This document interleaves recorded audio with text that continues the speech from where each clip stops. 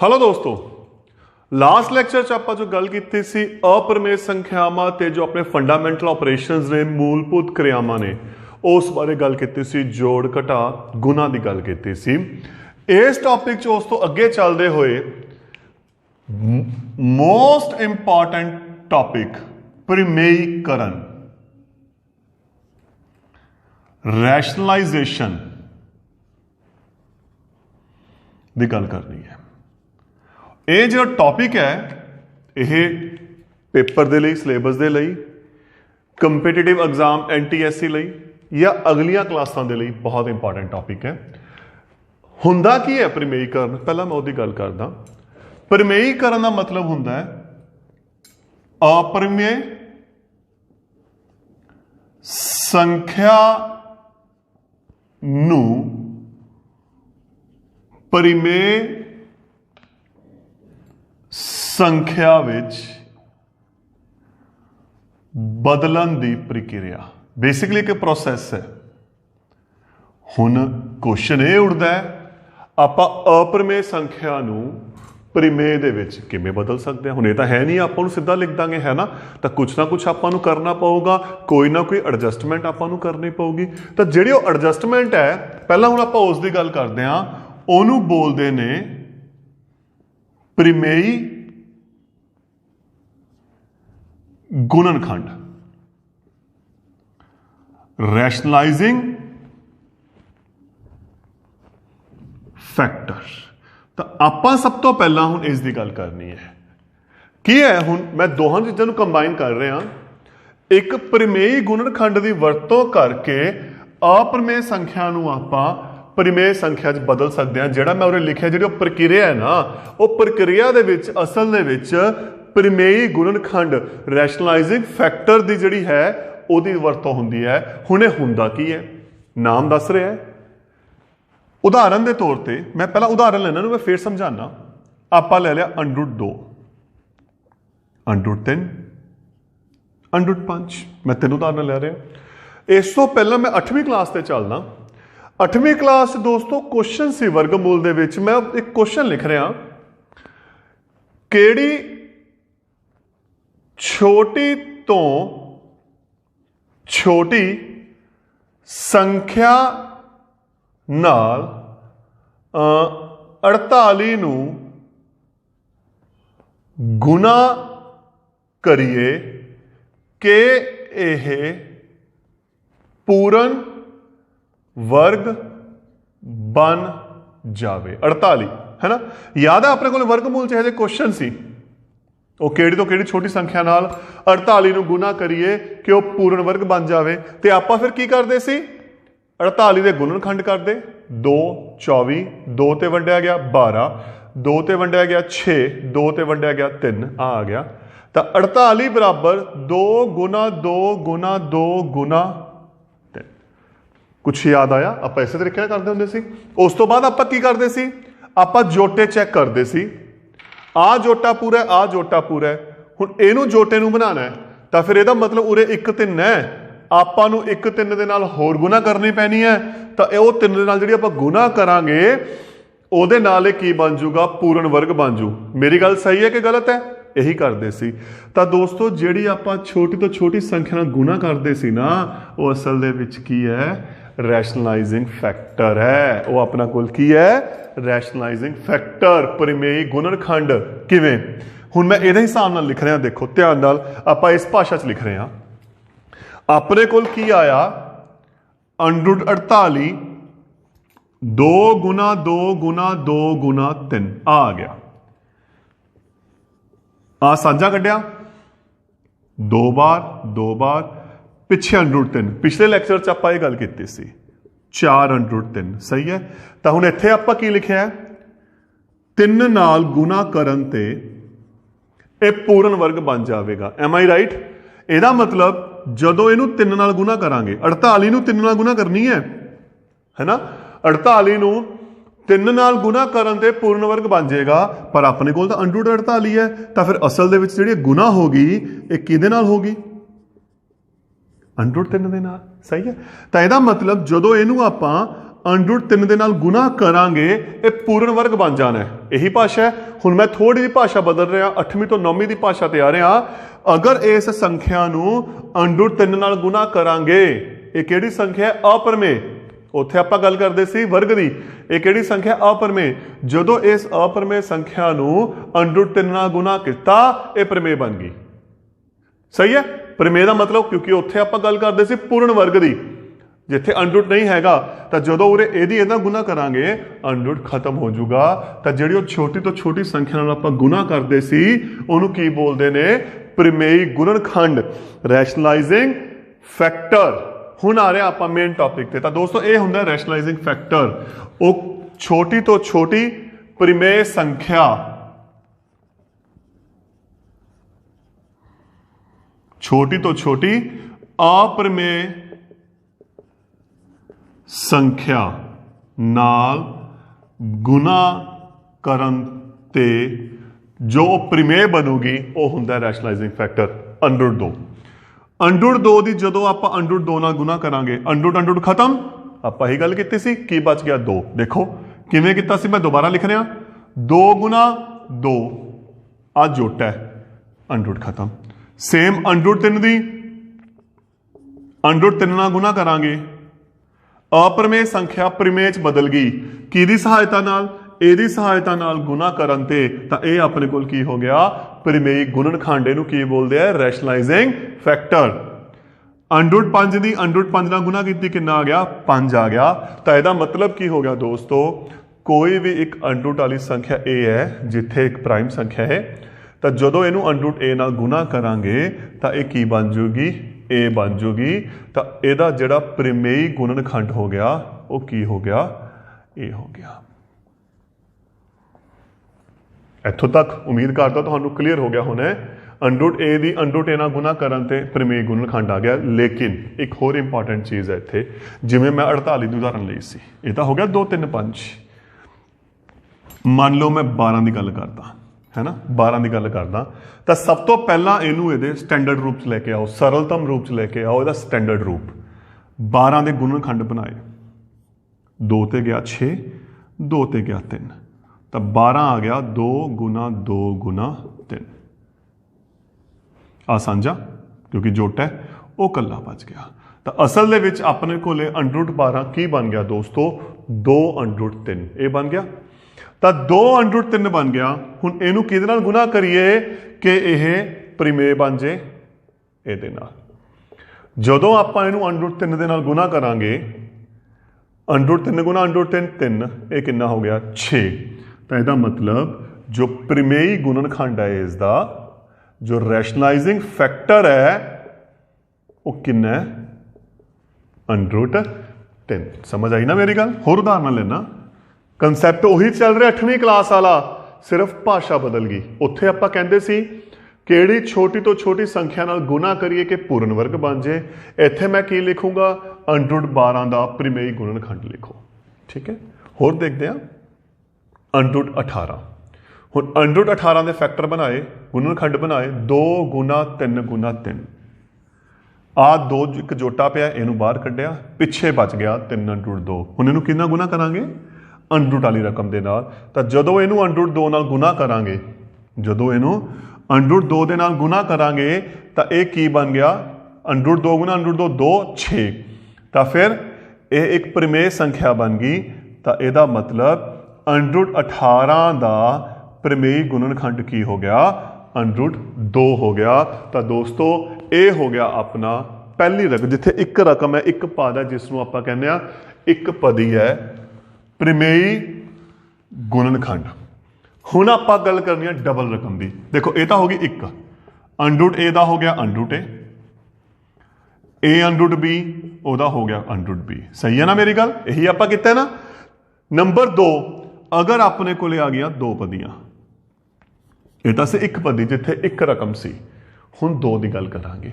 ਅਗਰ 2 ਆ ਗਿਆ 5 ਮਾਈਨਸ ਅੰਡਰਰੂਟ 2, ਤਾਂ ਦੋਸਤੋ ਇੱਥੇ ਕਿਹੜਾ ਫਾਰਮੂਲਾ ਚੱਲਦਾ ਹੈ? ਇੱਥੇ ਫਾਰਮੂਲਾ ਬਣਦਾ ਹੈ a ਮਾਈਨਸ b ਨੂੰ ਆਪਾਂ ਜੇ a ਪਲਸ b ਨਾਲ ਗੁਣਾ ਕਰਾਂਗੇ ਤਾਂ ਇਹ ਹੁੰਦਾ a ਦੀ 2 ਮਾਈਨਸ b ਦੀ 2। ਇਹੀ ਹੁੰਦਾ ਨਾ। ਇਹਨੂੰ ਕਿਉਂ ਵਰਤਿਆ? ਕੁਐਸਚਨ ਇਹ ਵੀ ਹੈ ਨਾ, ਕਿਉਂ ਵਰਤਿਆ?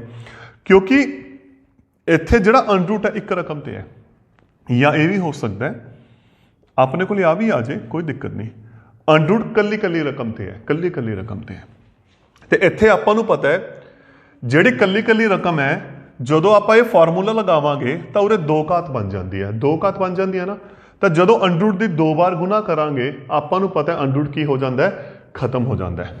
ਅਨਰੂਟ ਵਾਲੀ ਸੰਖਿਆ ਦੀ ਦੋ ਵਾਰ ਗੁਣਾ ਕਰਾਂਗੇ ਆਪਾਂ ਨੂੰ ਪਤਾ ਹੈ ਜੋ ਅਨਰੂਟ ਹੈ ਉਹ ਕੀ ਹੋ ਜਾਂਦਾ ਹੈ, ਖਤਮ ਹੋ ਜਾਂਦਾ ਹੈ। ਤਾਂ ਇਸੇ ਕਰਕੇ ਆਪਾਂ ਇੱਥੇ ਇਹੋ ਜਿਹਾ ਫਾਰਮੂਲਾ ਲਗਾਉਂਦੇ ਹਾਂ ਜਿੱਥੇ ਆਪਣੇ ਕੋਲੇ ਰਕਮ ਦੀ ਕੱਲੀ ਕੱਲੀ ਦੀ ਦੋ ਘਾਤ ਹੋਵੇ ਤਾਂ ਉਹਦੇ ਲਈ ਕਿਹੜਾ ਫਾਰਮੂਲਾ ਚੱਲਦਾ ਹੈ, a minus b a plus b ਦਾ। ਤਾਂ ਇਹਦਾ ਇਹੀ ਤਰੀਕਾ ਹੈ। ਤਾਂ ਫਿਰ ਇੱਥੇ ਜੋ ਆਪਾਂ ਗੱਲ ਕੀਤੀ ਹੈ, ਜੋ ਆਪਾਂ ਪ੍ਰਮੇਇਕ ਗੁਣਨਖੰਡ ਦੀ ਗੱਲ ਕਰਾਂਗੇ ਉਹ ਕੀ ਕਰਾਂਗੇ ਦੋਸਤੋ, ਜੇ ਆਪਾਂ ਨੂੰ ਆਹ ਸੰਖਿਆ ਦਿੱਤੀ ਹੋਈ ਹੈ ਤਾਂ ਉਸ ਦਾ ਜੋ ਪ੍ਰਮੇਇਕ ਗੁਣਨਖੰਡ ਹੈ ਉਹ ਕੀ ਹੋਊਗਾ।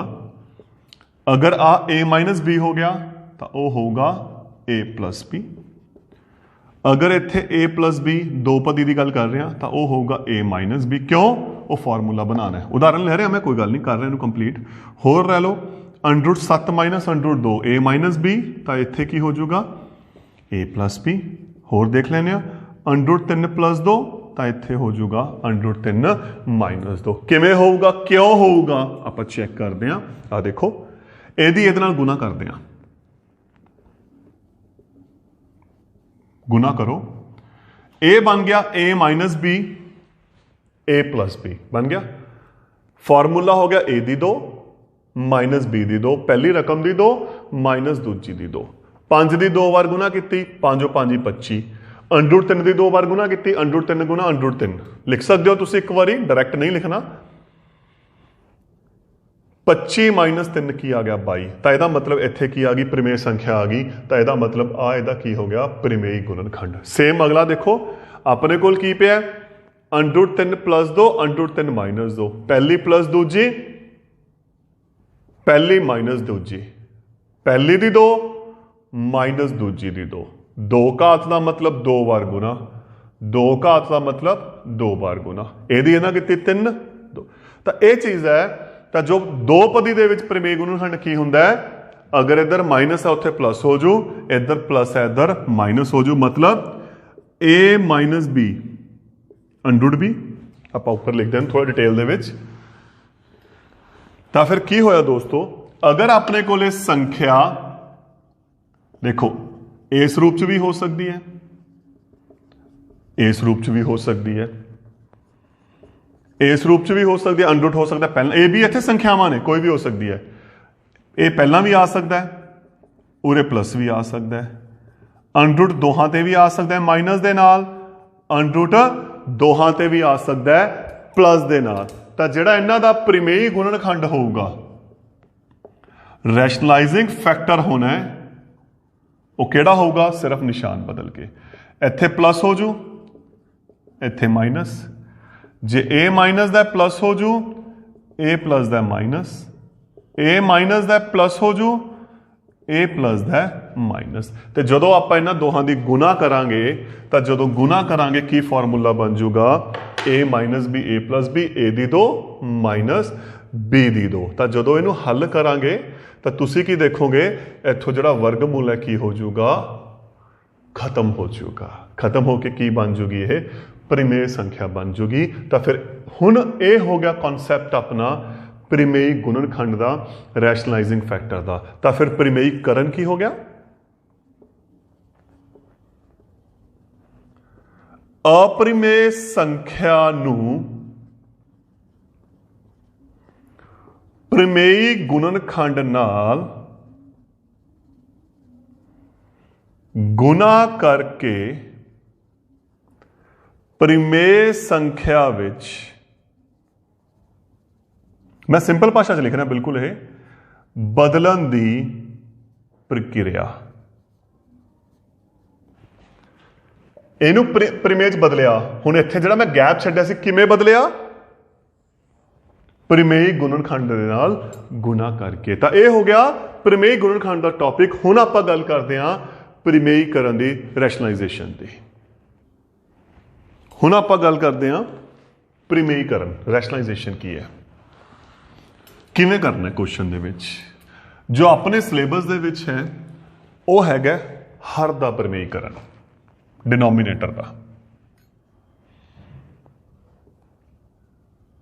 ਹਰ ਦਾ ਪ੍ਰੀਮੇਈਕਰਨ ਕਿਵੇਂ? ਉਦਾਹਰਨ ਦੇਖੋ, क्वेश्चन की आना है, हर दा प्रीमेयीकरण करो, रैशनलाइज द डिनोमीनेटर। आ क्वेश्चन है अपने कोले ते आपां नूं इन्हां ने कोई ना कोई संख्या दित्ती होनी है वटियां दे विच, जिस दे विच अप्रमेय संख्या होनी है। देखो 5 वटे अंडर 2, हर की आ गया? अप्रमेय संख्या आ गई। अंश च की है? मैटर नहीं करता। अंश दे विच अपने कोले प्रमेय है या अप्रमेय है, वो तो आपां नूं कोई मतलब नहीं। आपां नूं मतलब किस चीज़ तो है? हर तो, क्योंकि की लिखा होया आपां ने, आपां हर की गल कीती हुई है। हर दा प्रमेयीकरण करना है, आ रहा हर। हुण प्रमेयीकरण करना किवें है? क्योंकि बटे है एक पासा है, तो आपां की करदे हां, जिहड़ा हर दा प्रमेयी गुणनखंड होना है ਉਸ ਦੀ ਗੁਣਾ ਅਤੇ ਵੰਡ। ਇੱਥੇ ਪ੍ਰਮੇਈ ਅੰਡਰ 2 ਹੈ, ਅੰਡਰ 2 ਦਾ ਪ੍ਰਮੇਈ ਗੁਣਨਖੰਡ ਕੀ ਹੋ ਗਿਆ? ਅੰਡਰ 2। ਤਾਂ ਕੀ ਕਰਾਂਗੇ? ਅੰਡਰ 2 ਦੇ ਨਾਲ ਉੱਪਰ ਗੁਣਾ ਕਰ ਦਾਂਗੇ, ਨੀਚੇ ਵੰਡ ਕਰ ਦਾਂਗੇ। ਜਾਂ ਤੁਸੀਂ ਇਹ ਕਹਿ ਸਕਦੇ ਹੋ ਅੰਸ਼ ਦੇ ਨਾਲ ਗੁਣਾ ਕਰ ਦਾਂਗੇ, ਹਰ ਦੇ ਨਾਲ ਵੀ ਕੀ ਕਰ ਦਾਂਗੇ? ਗੁਣਾ। ਹੁਣ ਉੱਪਰਲੇ ਦੀ ਉੱਪਰਲੇ ਨਾਲ ਗੁਣਾ, ਅੰਸ਼ ਦੀ ਅੰਸ਼ ਦੇ ਨਾਲ, ਹਰ ਦੀ ਹਰ ਦੇ ਨਾਲ। ਸਹੀ ਹੈ। 5 ਦੀ ਅੰਡਰ 2 ਦੇ ਨਾਲ ਗੁਣਾ ਕੀਤੀ, 5 ਅੰਡਰ 2, ਅੰਡਰ 2 ਦੀ ਅੰਡਰ 2 ਦੇ ਨਾਲ ਗੁਣਾ ਕੀਤੀ, 2। ਹਰ ਦੇ ਵਿੱਚ ਅਪਰਮੇय ਸੰਖਿਆ ਨੂੰ ਆਪਾਂ ਪ੍ਰਮੇय 'ਚ ਬਦਲਤਾ, ਤਾਂ ਇਹ ਆਪਣਾ ਆ ਗਿਆ, ਆਨਸਰ ਆ ਗਿਆ। ਸਿਰਫ ਇੰਨਾ ਜਿਹਾ ਆਪਾਂ ਕੰਮ ਕਰਨਾ। ਹੋਰ ਦੇਖਦੇ ਹਾਂ 12 ਵਟੇ ਅੰਡਰ 3। ਹੁਣ 12 ਵਟੇ ਅੰਡਰ 3, ਅੰਡਰ 3 ਦਾ ਪ੍ਰਮੇय ਗੁਣਨਖੰਡ ਕੀ ਹੈ? ਅੰਡਰ 3, ਅੰਡਰ 3 ਦੇ ਨਾਲ ਗੁਣਾ ਤੇ ਵੰਡ। ਉੱਪਰਲੇ ਦੀ ਉੱਪਰਲੇ ਨਾਲ ਗੁਣਾ, ਅੰਸ਼ ਦੀ ਅੰਸ਼ ਦੇ ਨਾਲ, ਹਰ ਦੀ ਹਰ ਦੇ ਨਾਲ। ਇਹਨਾਂ ਦੀ ਆਪਸ 'ਚ ਗੁਣਾ ਨਹੀਂ ਹੁੰਦੀ, ਕਿਉਂਕਿ ਇੱਕ ਨਿਸ਼ਾਨ ਨਾਲ, ਇੱਕ ਬਿਨਾਂ ਨਿਸ਼ਾਨ ਤੋਂ। ਆਪਾਂ ਪਿਛਲੇ ਲੈਕਚਰ ਦੇ ਵਿੱਚ ਬੜਾ ਡਿਟੇਲ 'ਚ ਕੀਤਾ ਹੈ। ਅੰਡਰ 3 ਗੁਣਾ ਅੰਡਰ 3, 3। ਹੁਣ ਉਰੇ ਅੰਡਰ ਹੈਗਾ, ਇਹ ਨਹੀਂ ਕੱਟਿਆ ਜਾਂਦਾ। ਦੇਖੋ ਬਿਨਾਂ ਅੰਡਰ ਵਾਲੇ ਕੱਟੇ ਜਾਣਗੇ। 4 ਤੀਏ 12। ਤਾਂ ਹੱਲ ਕੀਤਾ, ਕਿੰਨਾ ਆ ਗਿਆ ਆਪਣੇ ਕੋਲੇ? 4 ਅੰਡਰ 3। ਇੱਕ ਦੋ ਉਦਾਹਰਨਾਂ ਹੋਰ ਲੈ ਕੇ ਚੱਲਦੇ ਹਾਂ ਇਸੇ ਨਾਲ ਦੀਆਂ। 24 ਵਟੇ ਅੰਡਰ 2। ਇੱਥੇ ਆਪਣੇ ਕੋਲੇ ਅੰਡਰ 2 ਹੈ, ਤਾਂ ਫਿਰ ਅੰਡਰ 2 ਦੇ ਨਾਲ ਗੁਣਾ ਤੇ ਵੰਡ। ਅੰਸ਼ ਦੀ ਅੰਸ਼ ਦੇ ਨਾਲ, ਹਰ ਦੀ ਹਰ ਦੇ ਨਾਲ। ਉੱਪਰਲੀ ਗੁਣਾ ਕੀਤੀ, ਓਵੇਂ ਦੀ ਓਵੇਂ, ਕਿਉਂਕਿ ਇਹਨਾਂ ਦੀ ਆਪਸ 'ਚ ਗੁਣਾ ਨਹੀਂ ਹੁੰਦੀ। ਅੰਡਰ 2 ਦੀ ਅੰਡਰ 2 ਨਾਲ ਕੀਤੀ, 2। ਬਿਨਾਂ ਅੰਡਰ ਵਾਲੇ ਆਪਸ 'ਚ ਕੀ ਹੋ ਗਏ? ਕੱਟੇ ਗਏ। ਤਾਂ ਇਹਨੂੰ ਆਨਸਰ ਨੂੰ ਹੱਲ ਕੀਤਾ ਤਾਂ ਕੀ ਆ ਗਿਆ? 12 ਅੰਡਰ 2। ਤਾਂ ਇਹ ਦੇਖੋ ਕੁਝ ਕੁ ਉਦਾਹਰਨਾਂ ਲਈਆਂ ਜਿੱਥੇ ਜੋ ਹਰ ਹੈ ਉਹ ਇੱਕ ਪਦੀ ਦਿੱਤਾ ਹੋਇਆ, ਆਪਾਂ ਨੂੰ ਇੱਕ ਰਕਮ ਦਿੱਤੀ ਹੋਈ ਹੈ। ਕੁਝ ਕੁ ਹੋਰ ਉਦਾਹਰਨਾਂ ਮੈਂ ਲੈ ਰਿਹਾ। ਮੰਨ ਲਓ ਆਹ ਦਿੱਤਾ, ਤਾਂ ਮੈਂ ਤੁਹਾਨੂੰ ਪਹਿਲਾਂ ਕਿਹਾ ਸੀ ਕਿਉਂਕਿ ਆਪਾਂ ਹਰ ਦਾ ਪ੍ਰਮੇਯੀਕਰਨ ਕਰਨਾ ਹੈ, ਤਾਂ ਅੰਸ਼ ਦੇ ਵਿੱਚ ਕਿਹੜੀ ਸੰਖਿਆ ਹੈ ਉਸ ਤੋਂ ਆਪਾਂ ਨੂੰ ਕੋਈ ਮਤਲਬ ਨਹੀਂ ਹੈਗਾ। ਆਪਾਂ ਸਿਰਫ ਹਰ ਨੂੰ ਦੇਖਣਾ ਹੈ। ਅੰਡਰ 3 ਹੈ, ਤਾਂ ਫਿਰ ਅੰਡਰ 3 ਦਾ ਜੋ ਪ੍ਰਮੇਯੀ ਗੁਣਨਖੰਡ ਹੈ ਉਹ ਵੀ ਕੀ ਹੁੰਦਾ? ਅੰਡਰ 3। ਤਾਂ ਉਸ ਦੇ ਨਾਲ ਗੁਣਾ ਅਤੇ ਵੰਡ। ਅੰਸ਼ ਦੀ ਅੰਸ਼ ਦੇ ਨਾਲ ਗੁਣਾ, ਹਰ ਦੀ ਹਰ ਦੇ ਨਾਲ। ਅੰਡਰ 5 ਦੀ ਅੰਡਰ 3 ਦੇ ਨਾਲ ਕੀਤੀ, 5 ਦੀ ਹੈ 15। ਜਦੋਂ ਦੋਹਾਂ ਅੰਡਰ ਇੱਕੋ ਨਾਲ ਦੀ ਕਰਦੇ ਆ, ਅੰਡਰ ਕੀ ਹੋ ਜਾਂਦਾ? ਖਤਮ। ਆਪਾਂ ਇਹੀ ਗੱਲ ਕੀਤੀ ਸੀ, ਮੈਂ ਦੁਬਾਰਾ ਲਿਖ ਦਿੰਦਾ, ਕੋਈ ਗੱਲ ਨਹੀਂ। ਅੰਡਰ 3 ਗੁਣਾ ਅੰਡਰ 3, 3 ਗੁਣਾ 3। ਜੋਟੇ ਦੇ ਵਿੱਚੋਂ 3 ਬਾਹਰ, ਪਿੱਛੇ ਕੀ ਬਚਿਆ? ਕੁਛ ਵੀ ਨਹੀਂ ਬਚਿਆ। ਤਾਂ ਇਹ ਆਪਣੇ ਕੋਲੇ ਆਨਸਰ ਆ ਗਿਆ।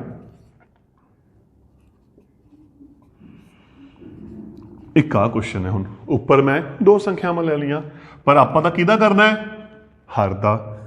ਹਰ ਕਿੰਨਾ ਆਪਣੇ ਕੋਲੇ? ਅੰਡਰ 3। ਤੇ ਫਿਰ ਅੰਡਰ 3 ਦਾ ਜੋ ਪ੍ਰਮੇਯੀ ਗੁਣਨਖੰਡ ਕੀ ਹੈ? ਅੰਡਰ 3। ਤਾਂ ਉਸ ਦੇ ਨਾਲ ਆਪਾਂ ਕੀ ਕਰਾਂਗੇ? ਗੁਣਾ ਤੇ ਵੰਡ।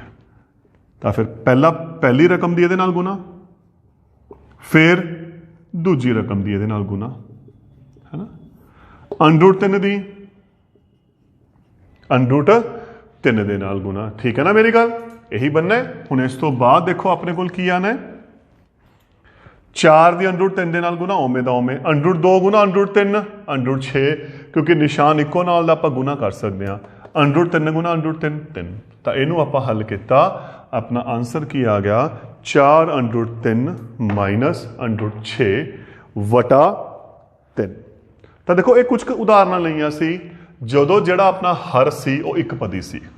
ਹੁਣ ਆਪਾਂ ਜੋ ਗੱਲ ਕਰਨੀ ਹੈ, ਆਪਾਂ ਕੀ ਗੱਲ ਕਰਾਂਗੇ, ਜਦੋਂ ਹਰ ਹੈ ਉਹ ਕੀ ਹੈ, 2 ਪਦੀ ਹੈ। ਉਦਾਹਰਨਾਂ ਲਓ, ਨੰਬਰ 1 3 ਵਟੇ under root 5 minus under root 2।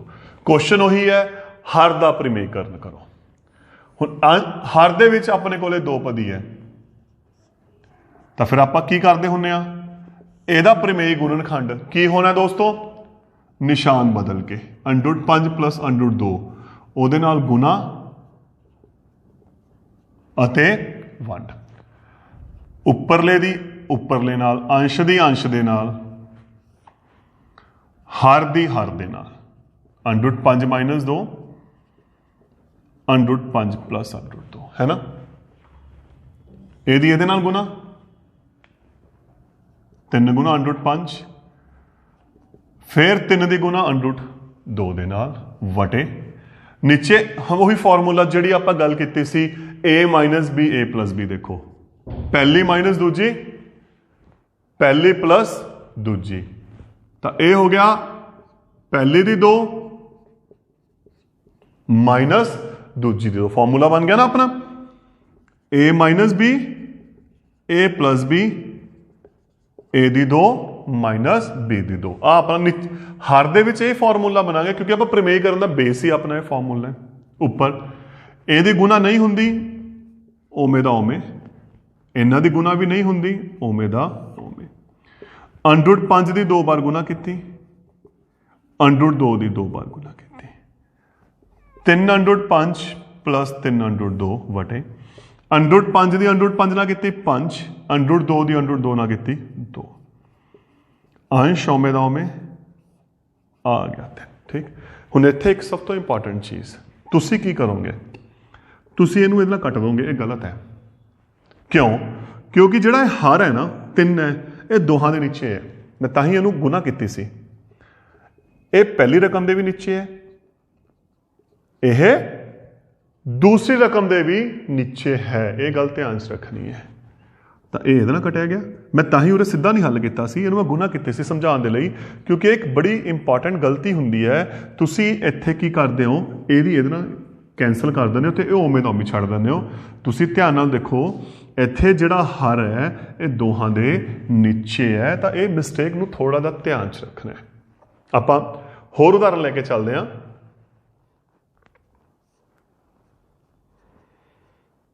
ਆ ਗਿਆ 1 ਵਟੇ under root 7 plus under root 3। ਹੁਣ ਹਰ ਆਪਣੇ ਕੋਲ ਕੀ ਹੈ, under root 7 plus under root 3 ਹੈ, ਤਾਂ ਫਿਰ ਆਪਾਂ ਕੀ ਕਰਾਂਗੇ, ਇਹਦਾ ਪ੍ਰਮੇਯ ਗੁਣਨਖੰਡ ਕੀ ਹੋਗਾ, ਨਿਸ਼ਾਨ ਬਦਲਿਆ ਗਿਆ, under root 7 minus under root 3 ਦੇ ਨਾਲ ਗੁਣਾ, under root 7 minus under root 3 ਦੇ ਨਾਲ ਵੰਡ। ਇੱਕ ਨਾਲ ਗੁਣਾ ਕਰਾਂਗੇ, ਆਪਾਂ ਨੂੰ ਪਤਾ ਹੈ ਆਨਸਰ ਤੇ ਕੋਈ ਫਰਕ ਨਹੀਂ ਪੈਣਾ। ਤੇ ਨੀਚੇ ਕੀ ਬਣਿਆ formula, a plus b a minus b, a plus b ਪਹਿਲੀ ਪਲੱਸ ਦੂਜੀ, ਪਹਿਲੀ ਮਾਈਨਸ ਦੂਜੀ। ਤਾਂ ਫਿਰ ਨੀਚੇ ਹੋ ਗਿਆ ਫਾਰਮੂਲਾ ਪਹਿਲੀ ਦੀ 2 ਮਾਈਨਸ ਦੂਜੀ ਦੀ 2। ਠੀਕ ਹੈ ਨਾ, ਅੰਸ਼ ਓਵੇਂ ਦਾ ਓਵੇਂ, ਅੰਡਰ ਰੂਟ 7 ਦੀ 2 ਵਾਰ ਗੁਣਾ ਕੀਤੀ, ਅੰਡਰ ਰੂਟ 7 ਗੁਣਾ ਅੰਡਰ ਰੂਟ 7, ਅੰਡਰ ਰੂਟ 3 ਦੀ 2 ਵਾਰ ਗੁਣਾ ਕੀਤੀ, ਅੰਡਰ ਰੂਟ 3 ਗੁਣਾ ਅੰਡਰ ਰੂਟ 3। ਅੰਸ਼ ਓਵੇਂ ਦਾ ਓਵੇਂ, ਅੰਡਰ ਰੂਟ 7 ਦੀ 7 ਨਾਲ ਕੀਤੀ 7, ਅੰਡਰ ਰੂਟ 3 ਦੀ ਅੰਡਰ ਰੂਟ 3 ਨਾਲ ਕੀਤੀ 3। ਤਾਂ ਇਹ ਆਪਣੇ ਕੋਲ ਕੀ ਆ ਗਿਆ, 7 ਚੋਂ 3 ਘਟਾਏ 4। ਅਲੱਗ ਅਲੱਗ ਕਰਨਾ, ਅਲੱਗ ਅਲੱਗ ਕਰ ਦਿਓ, ਇੱਥੇ ਛੱਡਣਾ ਇੱਥੇ, ਕਿਉਂਕਿ ਇਹ ਕੋਈ ਕੈਂਸਲ ਨਹੀਂ ਹੋਣਾ। ਤਾਂ ਜੋ ਆਪਣਾ ਕੁਐਸਚਨ ਹੈ ਦੇਖੋ ਇੱਥੇ ਆ ਗਿਆ, ਤੇ ਜੋ ਆਪਣਾ ਆਨਸਰ ਹੈ ਦੋਸਤੋ ਕੀ ਹੋ ਗਿਆ ਫਿਰ, under root 7 minus under root 3 ਵਟੇ 4। ਠੀਕ ਹੋ ਗਿਆ ਨਾ। ਹੁਣ ਆਪਾਂ ਇੱਕ ਅੱਧੀ ਉਦਾਹਰਨ ਹੋਰ ਲੈ ਕੇ ਚੱਲਦੇ ਹਾਂ। ਅੰਡਰ ਰੂਟ 2 ਵਟੇ under root 5 minus under root 2 ਆ ਗਿਆ। ਆ ਰਿਹਾ ਹਰ,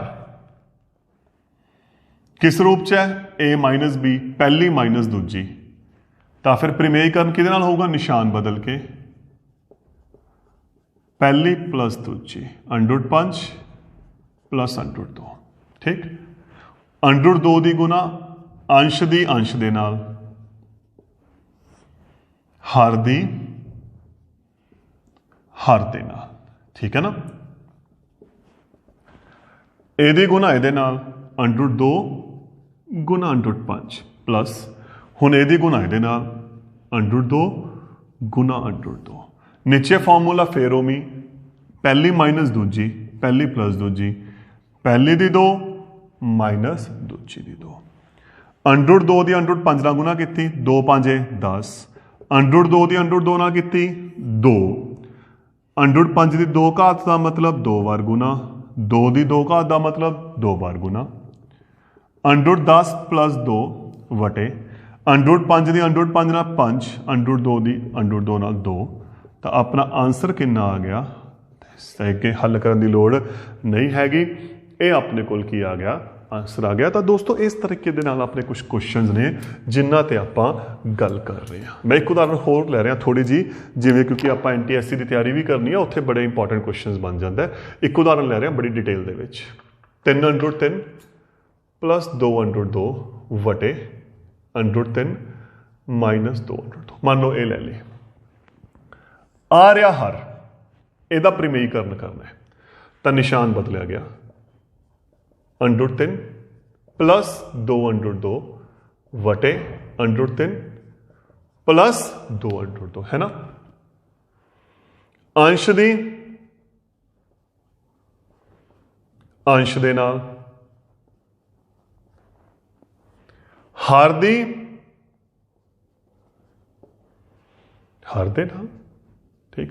फर्क की पै गया इत्थे अंश दे विच 2 पदी आ गई। हुण तक आपां गल कीती सी अंश दे विच 1 पदी दी, तो फिर इत्थे पहली रकम दूजी सारी दूसरी रकम दूजी गुना सारी नीचे फार्मूला ओमी बन गया पहली दी 2 माइनस दूसरी थी 2 ठीक हो गया ना। हल करते हैं इधर 3 √3 दी √3 दे नाल 3 √3 दी 2 √2 दे नाल 2 √2 दी √3 दे नाल 2 √2 दी 2 √2 दे नाल नीचे √3 की 2 घात 2 बार गुना 2 √2 की 2 घात 2 बार गुना आप कला कला किया अपने को आ गया। हुण ओमी 3 √3 की √3 दे नाल 3 3 दूना 6 √3 गुना √2 √6 2 कला √2 गुना √3 √6 हुण इत्थे देखो 2 दूनी 4 √2 गुना √2 2 √3 की √3 दे नाल 3 पहला बिना निशान वाले आप जो गुना की गल की सी 2 दूनी 4 फिर √ वाले √2 गुना √2 तीओ तीओ 9 6 √6 2 √6 4 दूनी 8 3 माइनस 4 दूनी 8 हुण इत्थे चैक करो किहड़े किहड़े हल होणगे। इत्थे √6 है √6 जोड़ घटा दा याद आ गया ध्यान च इन्हां दोहां दा आपस च जोड़ इन्हां दोहां दा आपस च 9 ते 8 17 √6 ओमे दा ओमे 6 ते 2 8 3 चो 8 घटाए -5 तो यह हो गया अपना प्रमेयीकरण दा टॉपिक। Thank you.